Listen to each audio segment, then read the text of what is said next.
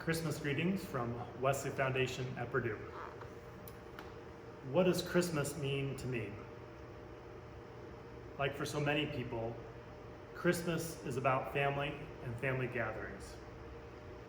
Something that we're all going to miss to a certain degree this season. Christmas for me in recent years has meant every other year or so being in Colorado at our family cabin. Now, being in the mountains pretty much guarantees that you'll have a white Christmas. But it also brings a sense of God's creation and majesty, seeing that beautiful scenery outside the cabin. This year I do get to go out to Colorado, but it won't be until after Christmas. Yet whether I'm in Colorado or not, pretty much every Christmas in my family includes Christmas Risk. Now, to explain, there is a board game called Risk. It is a world conquest strategy game that's a lot about taking risks and rewards. Now, the joke in our family goes something like this: Christmas, peace on earth, goodwill toward men, let's go conquer the world. Now, I'm just a little bit embarrassed by this family tradition, but it does lead to lots of fun and intergenerational bonding between siblings and cousins. Yet we can definitely say that it is God's great risk that we celebrate at Christmas. A traditional rendering of that might be that God risked his son by having him be born into a world that would one day crucify him. Yet God decided that the reward for all of us outweighed the risk.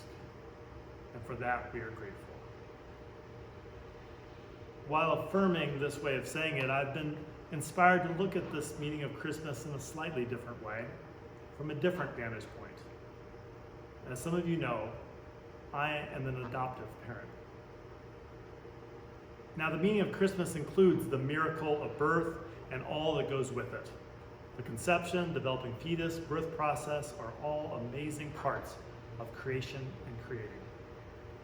Every child born is a miracle, and the miracle doesn't end with birth.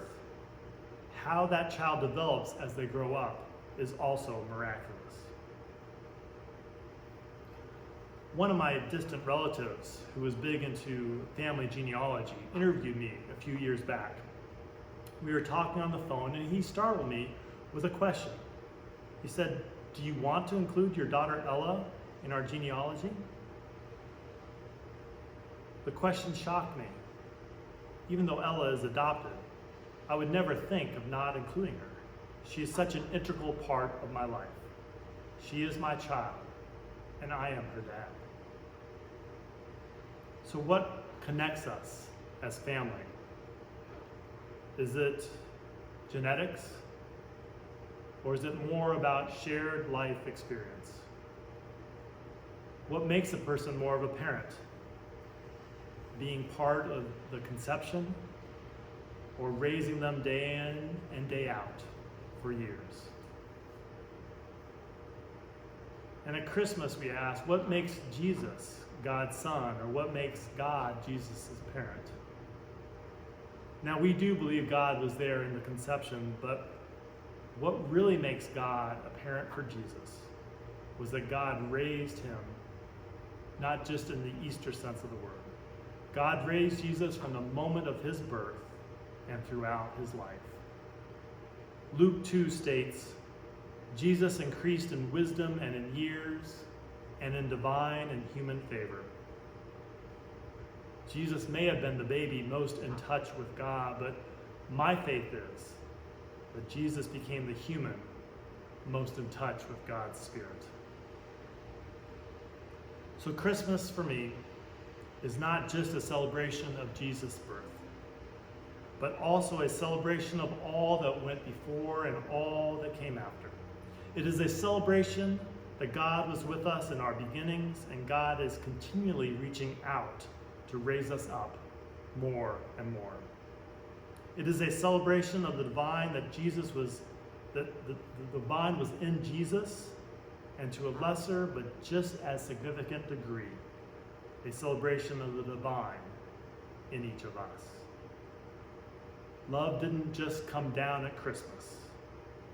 At Christmas, we celebrate love that has raised us up from the beginning to today and on into the future forever. Speaking of nurturing love, my mother embodied that for me. She turned 80 earlier this month, and every year her Christmas tradition is to write a poem and share that with family and friends. It has added meaning over the years to Christmas for me, and I want to share her poem for this year with you today.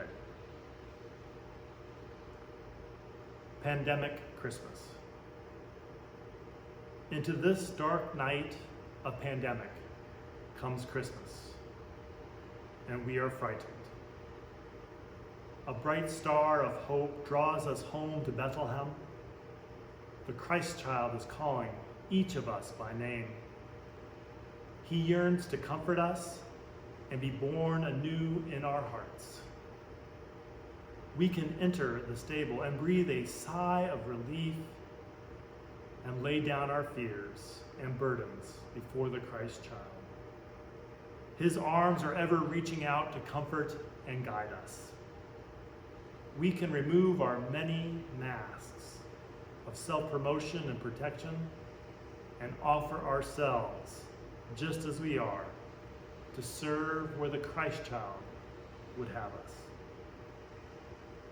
Into this dark night of pandemic comes Christmas. The Christ child calling us home to Bethlehem to be comforted, then sent out to bring hope and love to others. Amen, and Merry Christmas.